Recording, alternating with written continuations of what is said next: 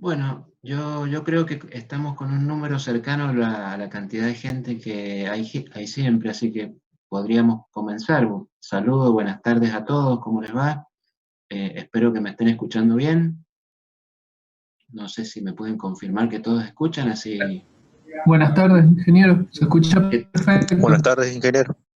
Excelente, Buenas tardes, excelente. Bueno, ingeniero. perfecto, vamos a empezar entonces. Ya hemos superado los 20 participantes, así que vamos a empezar a hablar.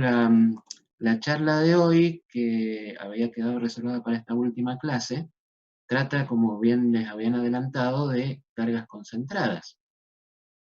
Es decir, vamos a trabajar un poquito en la comprensión de qué efecto tienen las cargas concentradas, específicamente en estructuras de acero.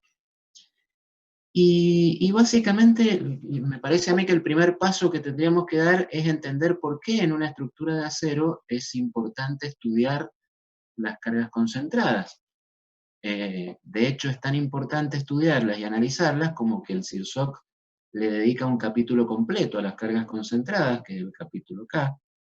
Los comentarios del CIRSOC tienen otro capítulo completo dedicado a eso.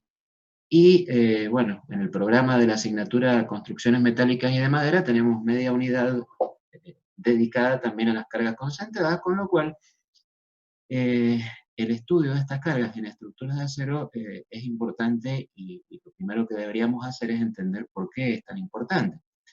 Básicamente ahí yo en la diapositiva les puse algunos tips de la cuestión, diciendo que bueno, que hay estructuras que son altamente susceptibles a la aparición de algunos fenómenos sobre las mismas que tienen que ver o que están asociados a las cargas concentradas. Esos fenómenos básicamente, si bien son de variada índole, podríamos llegar a decir que podemos clasificarlos en dos grandes grupos. Por un lado son eh, la aparición de deformaciones localizadas importantes, es decir, deformaciones que se dan en la cercanía o en el entorno de aplicación de la carga concentrada y que son deformaciones que, bueno, que exceden totalmente lo que es tolerable. Y por otro lado, otro gran grupo de fenómenos que están asociados a los fenómenos de inestabilidad local, también en la cercanía o en el ámbito de aplicación de esa carga, de esas cargas concentradas. Ustedes han estudiado a lo largo de este semestre los fenómenos de inestabilidad que están asociados al pandeo y saben que el pandeo se puede producir en forma global cuando hay un componente estructural que en forma global presenta ese fenómeno de inestabilidad, o dentro del mismo componente, una parte de dicho componente presenta el fenómeno de inestabilidad y se da lo que se llama el pandeo local. Básicamente, en estructuras que están sometidas a cargas concentradas, lo que debemos evitar es la aparición de esos fenómenos de inestabilidad local, que ya vamos a ver por qué pueden aparecer y a qué están asociados. Con lo cual, una de las etapas del diseño de una estructura de acero básicamente tiene que ver con el estudio de las cargas concentradas, de la verificación de los estados límites que generan o que pueden producir esas cargas concentradas, que ya vamos a ver bien cuáles son, y obviamente en el caso en que los estados límites no verifican, donde no hay una verificación del estado, hay que tomar alguna solución y vamos a estudiar básicamente así en forma simplificada qué tipo de soluciones se pueden tomar para la no aparición de esos fenómenos. Básicamente acá lo he recuadrado, esta aseveración que dice que no existen efectos localizados, tanto de deformación como de inestabilidad, en alas y en almas. Porque básicamente lo que vamos a estudiar son componentes estructurales que básicamente están armados con o confeccionados con distintas placas que normalmente, o en la gran generalidad de los casos, poseen una determinada cantidad de almas, 1, 2, 3, y una determinada cantidad de alas conformando esa sección transversal. Si ahora avanzamos un poquito, deberíamos pensar que es una carga concentrada. Obviamente, la carga concentrada que figura en los libros, esa que se representa por un vector donde la carga está aplicada en un punto, eso en la realidad no existe, sino que la carga que llega a un componente de una estructura de acero es aplicada por alguien. Ese alguien es otro perfil o es un elemento de aplicación de la carga, puede ser una placa, puede ser un perfil, pueden ser distintas opciones, pero hay un elemento físico que está aplicando la carga y obviamente no lo hace en un punto, sino que lo hace en un área o en un área que puede ser un área que tenga dimensiones similares, tanto en longitud como en ancho. Puede ser un área que tenga mucha más longitud que su ancho, pero siempre es una área de aplicación de carga. Ahora, cuando el área de aplicación de esa carga podemos decir que es despreciable con respecto a las dimensiones del perfil o del componente estructural sobre el cual está siendo aplicada, ahí estamos en condiciones de decir que estamos en presencia de una carga que podemos suponer como carga concentrada. Es decir, se aplica sobre un área que es despreciable con respecto a las dimensiones del perfil. Básicamente ya lo mencioné, pero todo el capítulo K del CIRSOC 301 trata sobre las cargas concentradas, los estados límites de esas cargas concentradas y básicamente qué soluciones adoptar cuando esos estados límites son superados. Y ahora viene una cuestión importante que es la definición de qué tipos de cargas concentradas podemos encontrar en estructuras de acero. El reglamento lo que hace es dividir a todas las cargas concentradas en dos tipos. A la primera las llama fuerzas concentradas simples y a la segunda las llama fuerzas concentradas dobles. Le llama fuerza concentrada simple a una fuerza que puede ser de tracción o de compresión, es decir, toma las dos opciones, que están actuando sobre una sola cara del componente estructural considerado. Yo ahí en la diapositiva les puse algunos ejemplos, por ejemplo, fuerza transferida al plano inferior de una viga por un componente estructural que está colgando, fuerza sobre el plano superior de una viga transferida por una viga transversal, o directamente también las cargas que se generan sobre el plano inferior de una viga por efecto del apoyo, es decir, la viga está apoyada sobre una determinada configuración de vínculos y se genera una carga concentrada en esos apoyos. Con lo cual, básicamente lo que hay que tener bien claro acá es que se trata de una fuerza concentrada que puede ser de tracción o de compresión, ya que voy a tener ambos casos, y que actúa sobre una sola cara del componente estructural. Si hablamos de las fuerzas concentradas dobles, estas son cargas que actúan en forma simultánea y que forman una cupla sobre el mismo lado o sobre la misma cara de un componente estructural. Como están formando una cupla, obviamente las fuerzas van a ser dos, y una es de tracción y la otra es de compresión. Entonces, ahí lo que hay que entender es que son dos fuerzas que tienen distintos sentidos, tienen la misma dirección, tienen una excentricidad entre ellas para que formen esa cupla, y que hay una palabra ahí que es clave, que actúan simultáneamente sobre la misma cara. Entonces, de esa forma, esas cargas, como pueden ser, por ejemplo, las que transfiere a una columna la conexión de una viga, si yo llego con una viga a la columna, como está dibujada ahí en la figura 2, y veo que tengo que conectar esa viga a la columna a partir de una conexión que sea resistente a momento, se va a generar ahí una resistencia, una resultante de tracción TU, que está arriba, una resultante de compresión PU, que juntas van a formar la cupla. Esas dos resultantes forman el momento, pero están actuando como fuerzas sobre la cara de la columna y cumplen con todo lo necesario para decir que son fuerzas concentradas dobles. Actúan simultáneamente, forman una cupla, y una es de tracción y la otra es de compresión. Bien. Hay algo que me gustaría terminar de redondear, habiendo definido cómo son las fuerzas, tanto la concentrada simple como la concentrada doble.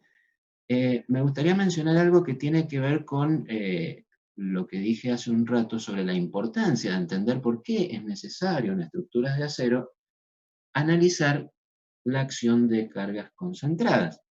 Normalmente, si yo aplico una carga concentrada en una estructura de acero, esa carga se encuentra con una estructura que no es masiva como podría ser una viga de hormigón o una columna de hormigón armado, en donde se produce una determinada configuración de tensiones internas que se distribuyen adecuadamente en toda la masa de esa sección transversal, como podría ser, por ejemplo, una columna o una viga rectangular de hormigón armado.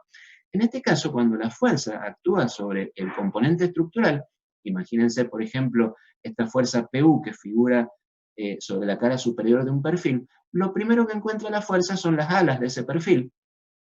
El problema es que debajo de las alas no hay nada, sino que solo en el centro se va a encontrar con el alma, que es un elemento muy rígido, y nada más. O sea, va a encontrar un ala o dos alas que tienen un pequeño espesor y va a encontrar el alma. Entonces, hay una redistribución de tensiones, un camino de fuerzas que se da por la sección interna de ese componente estructural, que está asociado al efecto, obviamente, que va a producir ese estado tensional en el elemento.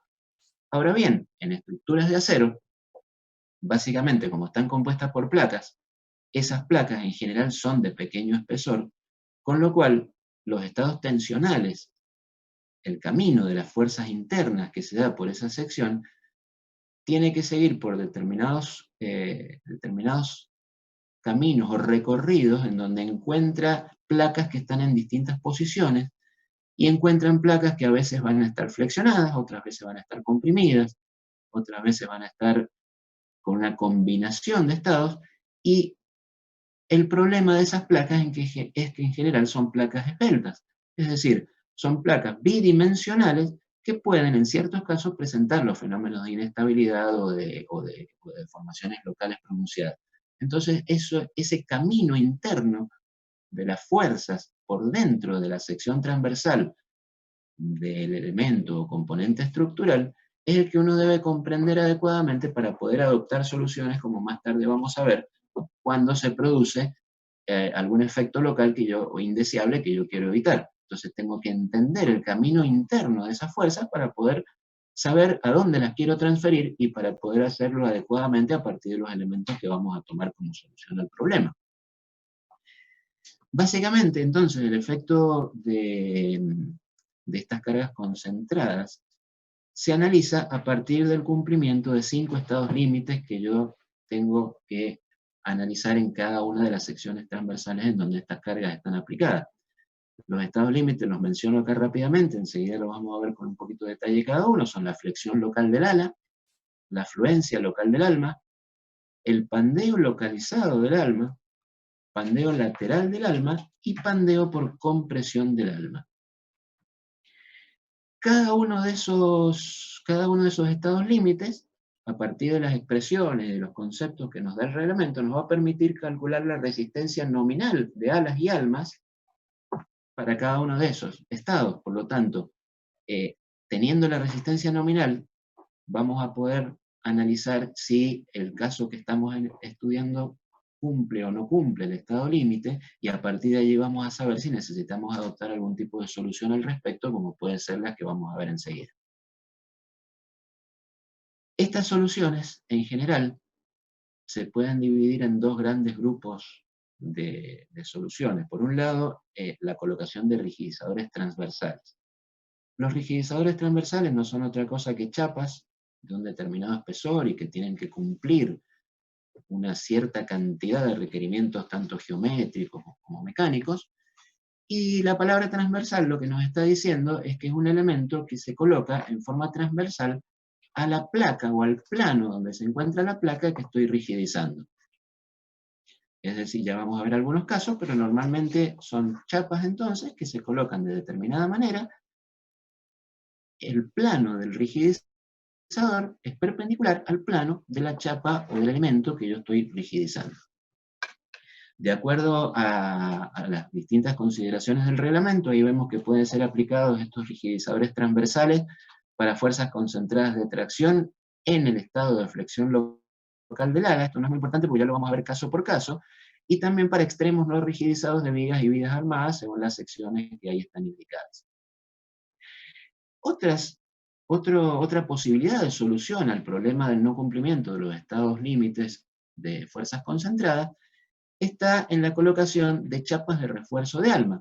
Las chapas de refuerzo de alma no son otra cosa que chapas que se colocan en forma paralela a la placa que yo quiero rigidizar, y sería entonces un caso perpendicular a los rigidizadores transversales. O sea, lo que estoy haciendo es, en vez de colocar un elemento transversal al plano que yo quiero rigidizar, lo que estoy colocando es un elemento paralelo, de manera que lo que estoy haciendo es aumentar el espesor de la chapa que está en estudio, que podría ser, por ejemplo, un alma de un componente estructural. Entonces, siempre el problema que puede aparecer por cargas concentradas lo vamos a trabajar a partir de rigidizadores transversales o chapas de refuerzo de alma. Acá tenemos algunos casos algunas posibilidades de colocación de estos elementos, en donde vemos, si vemos a la izquierda de la imagen, hay en la zona de aplicación, este es el extremo de una viga armada, ese extremo está sobre una determinada configuración de vínculos, puede ser un apoyo de una columna o algo por el estilo. Ese vínculo está generando una fuerza que, si la viga está sometida a cargas verticales gravitatorias, por ejemplo, esto va a ser una reacción de vínculo vertical hacia arriba. Entonces lo que está pasando ahí es que el extremo inferior de la viga está sometido a una fuerza de compresión simple, es decir, una fuerza concentrada simple de compresión. Ahí se han colocado dos rigidizadores extremos que de alguna manera van a ver que ayuda a solucionar ese problema de la influencia que tiene esa carga de compresión simple sobre el plano inferior de la viga. Acá hay otros casos de aplicación de cargas concentradas sobre la cara superior de la viga, sobre las alas superiores, que esas cargas podrían ser de tracción, podrían ser de compresión, por ejemplo, pero acá hay un rigidizador que lo vamos a llamar rigidizador intermedio, para diferenciarlo de los rigidizadores que colocamos en los extremos de la viga, y también hay un rigidizador dibujado que es un rigidizador intermedio, pero parcial, porque básicamente no está ocupando toda la altura del alma, del perfil, y que también es aceptable en ciertas como solución a ciertos estados límites. En general vamos a estar hablando dentro de la nomenclatura de espesores de alas y alma, o sea, los parámetros que influyen en todo este procedimiento o proceso, son los espesores de alas y alma, las tensiones de fluencia de los materiales con que están construidas las alas y el alma. Vamos a llamar BF al ancho de alas y HW a la altura del alma.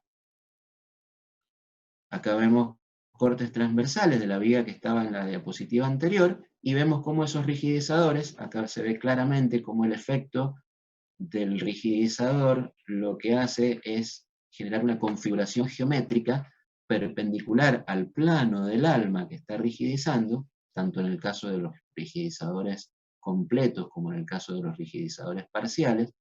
Y acá vemos un caso de un rigidizador que lo podemos llamar asimétrico porque está colocado solamente a uno de los laterales del alma. Se alcanzan a ver los cordones de soldadura de los rigidizadores, que ya vamos a ver con pocas palabras cómo hay que dimensionar esos cordones de soldadura. Se alcanza a ver un corte que se le hace a los rigidizadores en los lugares en donde se acerca demasiado a la conexión entre las alas y el alma. Ese es un corte, una desconexión o una desvinculación que tiene el rigidizador en esa zona, que evita que se produzcan tensiones o concentración de tensiones, porque es un punto crítico de concentración de tensiones. Entonces el rigidizador se desconecta de ese vértice. Bien. Básicamente, creo que entre la diapositiva anterior y la diapositiva presente, lo que uno puede apreciar es que básicamente un rigidizador transversal lo que hace es aumentar la inercia de las placas que está rigidizando. Entonces, al aumentar la inercia, cambia por completo su configuración estructural. Provocan un importante aumento de la inercia alrededor del eje que se puede producir el problema. Ya vamos a ver mejor en otra diapositiva. Pero básicamente ese es el efecto.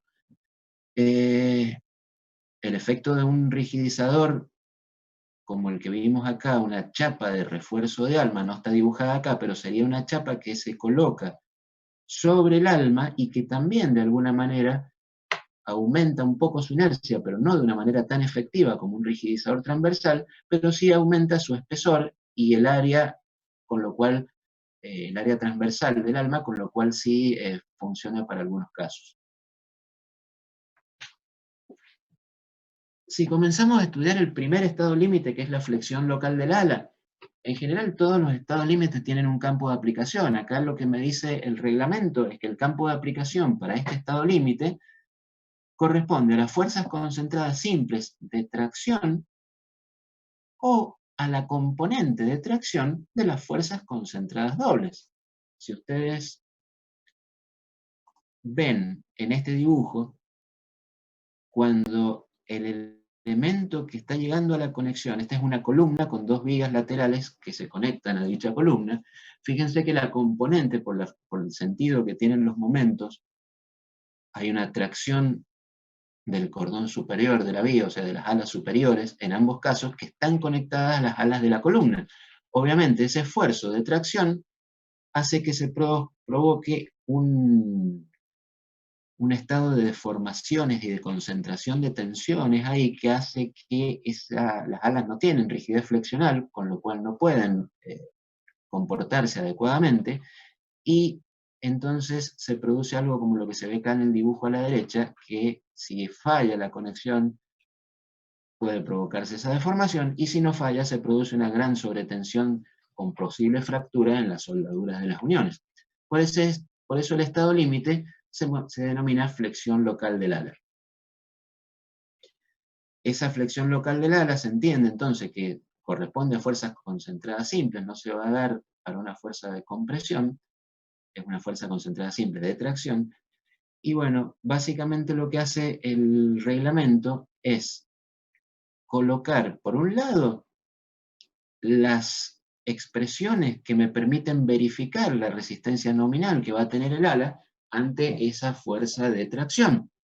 Entonces, estas expresiones, que no las vamos a ver en detalle, pero son las mismas expresiones que figuran en el reglamento, básicamente en cada caso y para cada estado límite me va a permitir calcular la resistencia nominal de ese estado límite. A partir luego de aplicar el coeficiente phi vamos a encontrar la resistencia requerida, y entonces tenemos que saber si esa resistencia requerida es mayor o menor que lo que nosotros hemos hecho o hemos evaluado en nuestro análisis estructural para saber si se está cumpliendo o no el estado límite.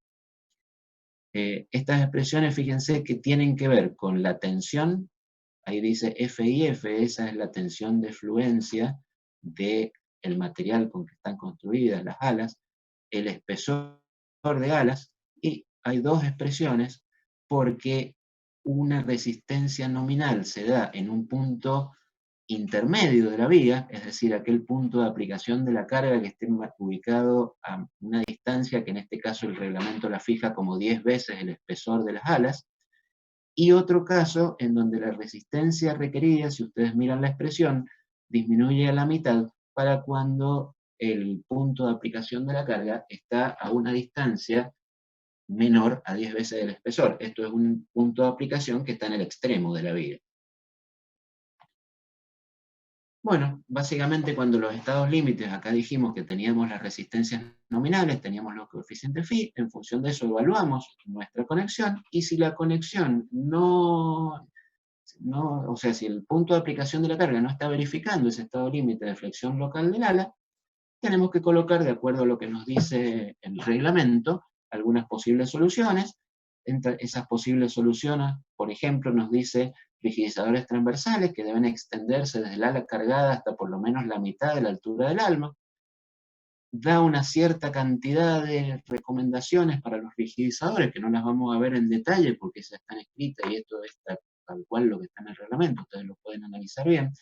Pero sí podemos analizar qué es lo que hace un rigidizador cuando este efecto de flexión del ala está tratando de producirse. Si yo podemos verlo acá o podemos verlo aquí, cuando esta deformación está tratando de producirse y la conexión del ala al rigidizador es adecuada, lo que hace el rigidizador es transferir esfuerzos desde las alas hacia el alma del perfil. El alma del perfil es el que tiene la capacidad adecuada para poder tomar esos esfuerzos, con lo cual, básicamente lo que yo hago es transferir esfuerzos desde las alas al rigidizador y desde el rigidizador al alma del perfil. Son dos conexiones que hay que verificar y básicamente lo que me tengo que asegurar es que los esfuerzos de tracción que se están produciendo acá de alguna manera lleguen al alma. Y eso es el camino de tensiones internas que yo les comentaba, que hay que visualizar de alguna manera para poder verificar y para poder dimensionar adecuadamente los rigidizadores. Acá el CISOC nos da una pauta que dice que la conexión de rigidizador y alma de la viga deberá dimensionarse para transmitir la parte de carga correspondiente al rigidizador del porcentaje de carga no transmitido directamente al alma.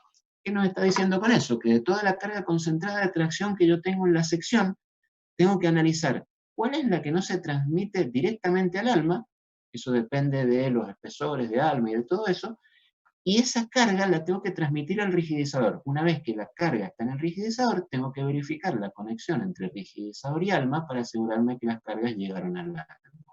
De esa manera hice una transferencia adecuada. Si vamos al segundo estado límite, el segundo estado límite es el estado límite de fluencia local del alma. ¿Qué ocurre?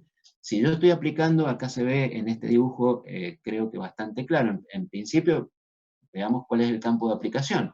Este estado límite de fluencia local del alma se da para fuerzas concentradas simples y para ambas componentes de fuerzas concentradas dobles. Es decir, yo estoy aplicando la carga concentrada en una determinada sección.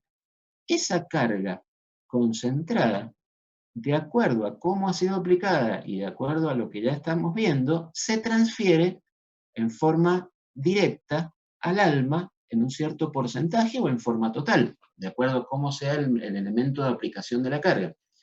¿Qué ocurre? Cuando se encuentra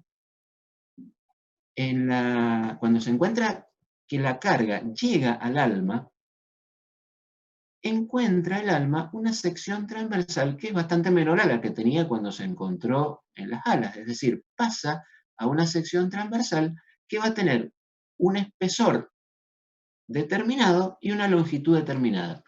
Si la fuerza que está pasando a esa área, a esa sección transversal de alma, supera la que corresponde para que se genere fluencia en el material, lo que va a pasar es que toda el área de influencia de la carga va a estar superando ese límite de fluencia y se va a producir el estado límite, porque si hay una fluencia ahí se van a producir grandes deformaciones y se van a producir alteraciones que nosotros no debemos permitir, no podemos permitir que haya una fluencia localizada en ese lugar de aplicación de la carga.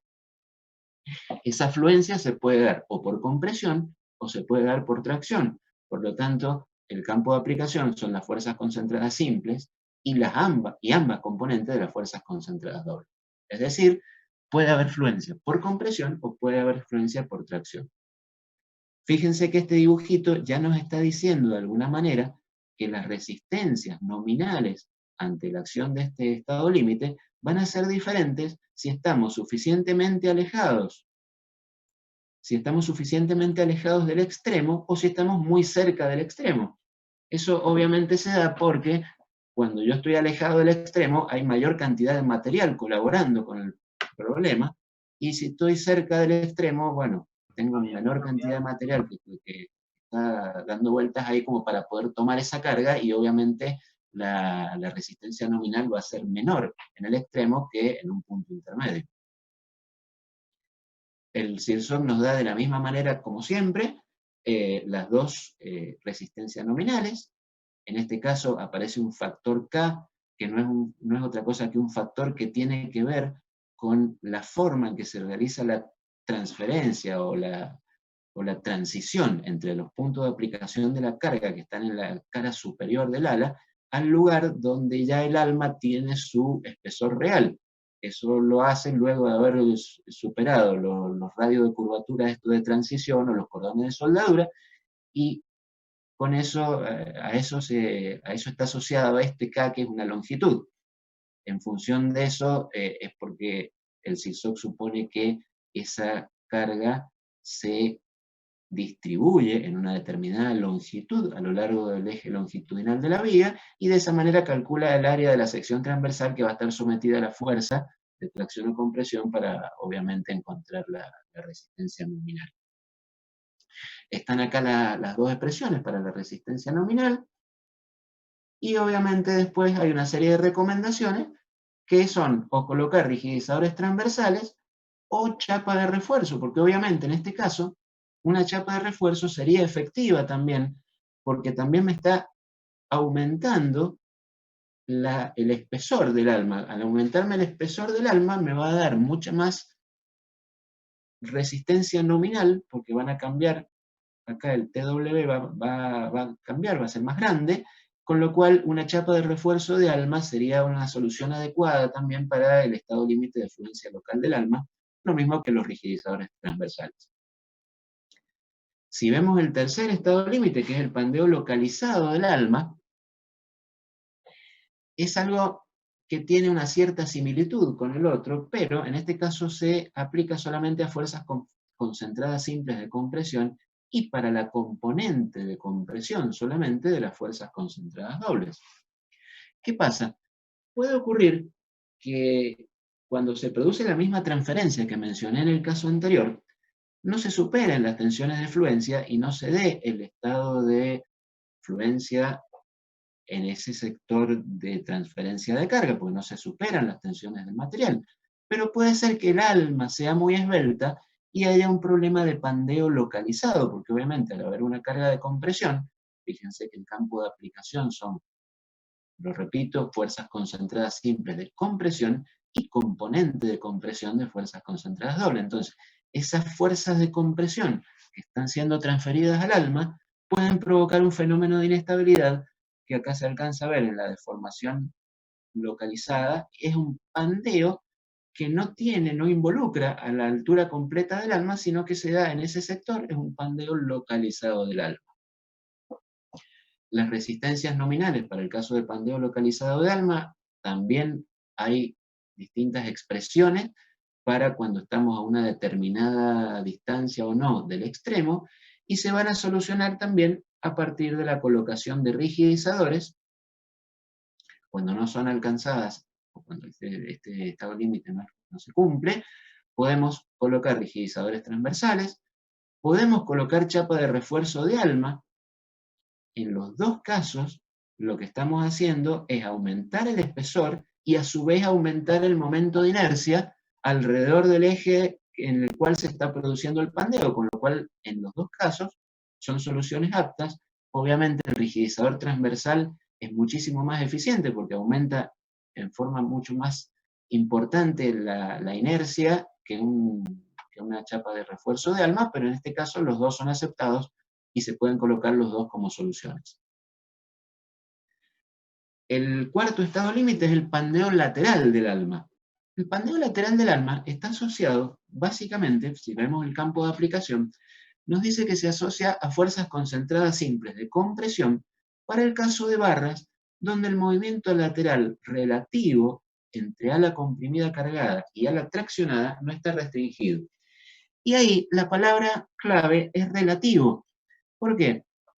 Porque este estado se da, si ustedes ven en la primera gráfica, que lo explica bastante bien, esta primera gráfica representa una sección transversal de una viga armada que tiene restringida la posibilidad de movimiento horizontal en el caso de las alas superiores, pero no hay ningún tipo de restricción en el ala inferior. Entonces, cuando yo aplico una carga, como esta dibujada PU en el ala superior, lo que ocurre es que hay toda una distribución de tensiones que se dan a lo largo de la altura del alma. Esa alma va a estar comprimida porque acá vamos a tener compresión arriba, tracción abajo. Esa misma tracción va a generar que haya un fenómeno de inestabilidad y va a haber una rotación relativa entre las alas superiores y las alas inferiores. Esa rotación relativa es la que puede provocar el pandeo lateral del alma. Fíjense cómo acá el fenómeno de inestabilidad involucra a todo el alma, porque se ve que se ha salido de su plano el alma por completo, en toda su altura. Y básicamente ese es el estado límite que está asociado a ese problema. Este problema puede ser solucionado de diferentes formas. Por ejemplo, una manera de lograr una solución o un incremento importante en las resistencias nominales de la sección ante estas cargas es esto que figura acá como solución A, apoyo del ala traccionada. Es decir, lo que tengo que hacer es restringir el ala inferior. para, de alguna manera, evitar que se produzca esta rotación relativa o posibilidad de giro que habíamos visto en el primer caso. De alguna manera, restringiendo esto, aumenta mucho esa resistencia nominal del problema.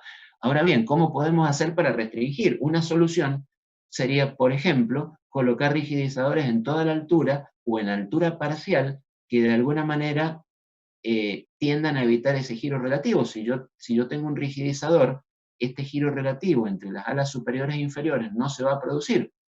Otra solución sería colocar algún elemento, como puede ser una viga transversal o cualquier elemento de sostén horizontal de esa ala inferior, para evitar que esto se produzca. Entonces se dan distintos casos. Fíjense que acá en estos gráficos, de alguna manera, están indicados cuando el ala comprimida tiene el giro libre, cuando el ala comprimida tiene el giro impedido. En el caso de las naves que nosotros hemos trabajado, en general, cada cierta longitud, nosotros tenemos impedido el desplazamiento de las alas superiores, porque ustedes en casi todos los casos han hecho un sistema de rigidización que está aplicado sobre las alas superiores o sobre el plano superior de la estructura. En algunos casos también han considerado algún punto intermedio de los planos inferiores, porque han previsto que había o no cargas de succión de viento, pero bueno, estas son las posibilidades que hay y en función de dónde está aplicada la carga hay que analizar qué está pasando. Aquí vamos, bueno, otro caso de que básicamente cuando cuando se está produciendo un giro relativo entre la superior y la inferior, en este caso esto está riostrado y el de abajo no, ese giro relativo implica además que esto se pueda salir de su plano y por eso se llama lateral, por el pandeo, porque básicamente está saliendo del plano original tanto el ala, o si el ala está restringida puede salir parte del alma. Bueno, son distintos efectos como lo que se ve acá. Acá el ala, fíjense que el ala inferior acá no puede salir de este lugar porque de alguna manera está restringida, pero puede rotar, entonces hubo un pandeo lateral de la totalidad del alma por la rotación relativa. O sea que básicamente lo que hay que tratar es de que no haya una rotación relativa entre ala superior y ala inferior. Acá están todas las expresiones, que esas son las mismas obviamente que están en el código, no hay mucho para decir. Y básicamente también el código nos da las posibles soluciones: rigidizadores transversales, chapas de refuerzo, apoyo lateral local en las alas traccionadas, apoyos en las alas cargadas comprimidas. Son las distintas posibilidades de solución del problema que podemos encontrar o podemos adoptar cuando necesitamos asegurar el cumplimiento de esos estados límites. Por último, tenemos el pandeo por compresión del alma. El pandeo por compresión del alma tiene un campo de aplicación que es bastante más claro. Nos dice par de fuerzas concentradas simples de compresión o componentes de compresión de un par de fuerzas concentradas dobles actuando en ambas alas de una barra en la misma sección transversal. Es decir, o tengo una fuerza concentrada simple que viene por arriba del perfil o del componente estructural y otra fuerza concentrada simple que viene por debajo, es decir, están actuando en la misma sección transversal y están sometiendo a la sección transversal a una compresión completa, o ese mismo efecto lo podemos lograr a partir de las dos componentes de compresión de dos fuerzas concentradas dobles. Básicamente, acá lo que se produce es un estado de compresión de toda la sección transversal y obviamente la parte débil de esa sección transversal es el alma, por lo cual, si el alma no puede tomar esas cargas de compresión adecuadamente y supera las cargas críticas adecuadas, va a haber un pandeo del alma por completo por compresión. Acá hay una pequeña gráfica que muestra cómo al aplicar la carga superior y la carga inferior, las dos de compresión, obviamente, si la esbeltez es elevada o las cargas son muy elevadas para la esbeltez del alma que yo dispongo, obviamente va a haber un pandeo del alma y ese pandeo se da a lo largo de toda la altura, como si de una columna se tratara. Están las expresiones para calcular obviamente sus resistencias nominales, su coeficiente phi, y las soluciones básicamente son las mismas de siempre. utilizar rigidizadores transversales en aquellas secciones donde están aplicadas la fuerza. Es importante el tema de la conexión, acá lo menciona, en todos los casos los menciona, y algo que no dije antes es que las secciones K19 y K110 del reglamento nos dan una cierta cantidad de especificaciones para el dimensionamiento de los rigidizadores. Esas especificaciones básicamente son especificaciones geométricas, anchos mínimos, espesores mínimos de rigidizadores que debemos cumplir. Por eso, en todos los casos, todo lo que se coloque como rigidizador debe cumplir lo que dice la sección K19 del reglamento, y todo lo que se coloque como chapas de refuerzo de alma debe cumplir lo que dice la sección K110. Básicamente esto es lo que les decía recién.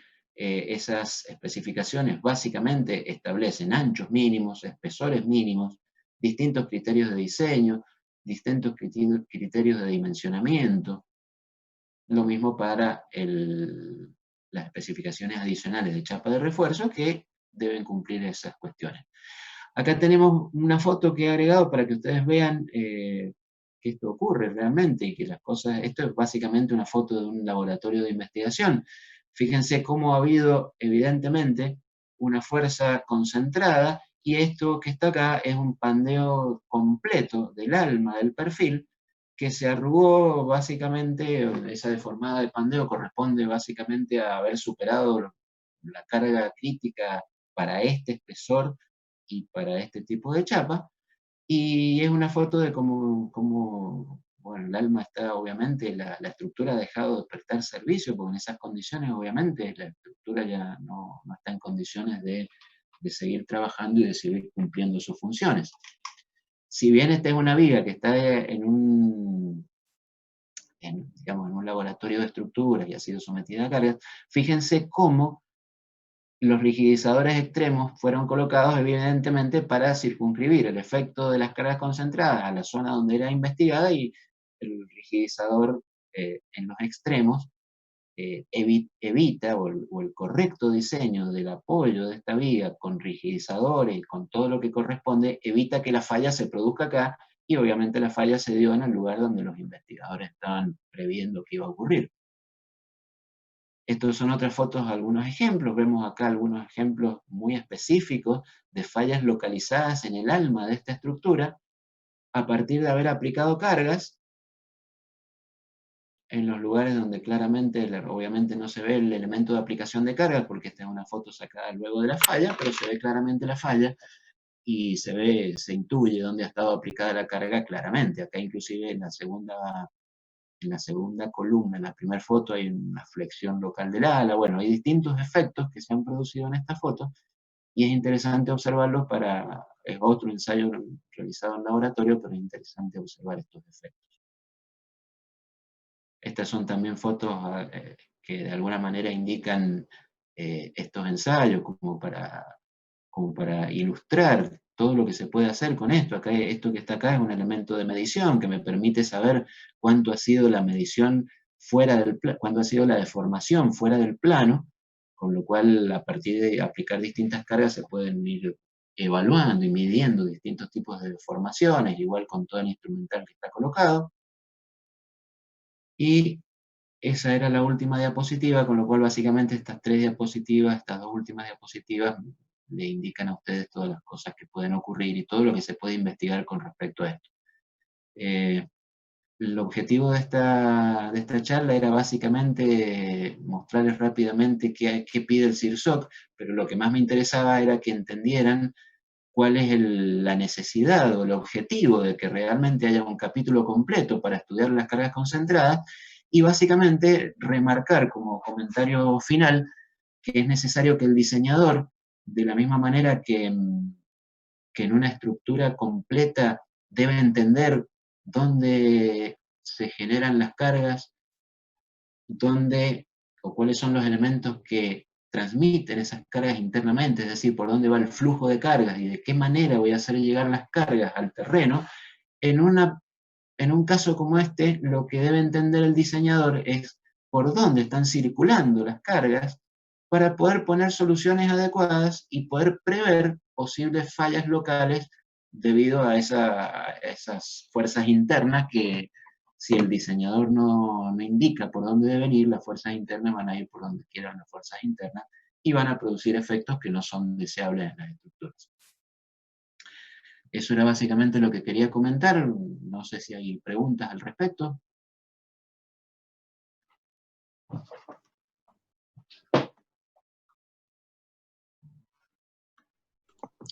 Yo quería preguntar una cosa. Sí. Con respecto a los rigidizadores transversales, pues Sí, usted decía que aumentamos el momento de inercia. exacto. Se podría decir entonces que podemos también conseguir siempre un momento de inercia de un rectángulo. O sea, si lo colocamos de manera que coincidan con las alas. Claro, a ver, si vos tenés, supongamos que estamos analizando un alma cualquiera, el alma, obviamente, cuando va a tener un efecto de inestabilidad, lo va a tener alrededor del eje de menor inercia, que va a ser siempre la altura del rectángulo menor, es decir, su espesor. ¿Está bien? Entonces, ¿con qué estoy aumentando el momento de inercia a partir de un rigidizador? Estoy armando una cruz, porque voy a tener el rectángulo original más un rectángulo transversal que me va a formar una cruz. Entonces, el aumento del momento de inercia es importantísimo. Entonces, por eso decía yo en algún momento que es mucho más efectivo colocar un rigidizador transversal que colocar una chapa de refuerzo de alma, porque el aumento del momento de inercia es bastante más grande y quizás, seguramente, con menor cantidad de material voy a estar logrando efectos mucho más efectivos, más eficientes. Es decir, de un rectángulo, por decirlo en pocas palabras, de un rectángulo horizontal, lo que estoy haciendo ahora es calcular el momento de inercia de una cruz. Y aumentó mucho el momento de inercia. Bien, gracias.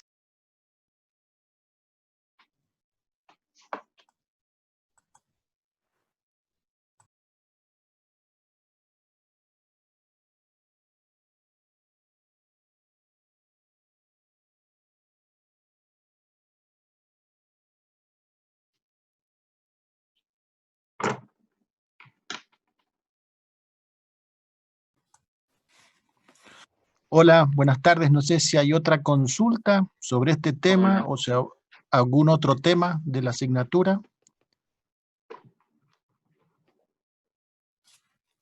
Sí, bueno, la idea, si no había más consultas de cargas concentradas, era que cualquiera pudiera hacer alguna última consulta. Esta es la última clase que vamos a tener por este medio, después quedaremos con consultas individuales, pero básicamente alguien que quiera preguntar algo, aunque no sea de cargas concentradas, este es el momento de hacerlo.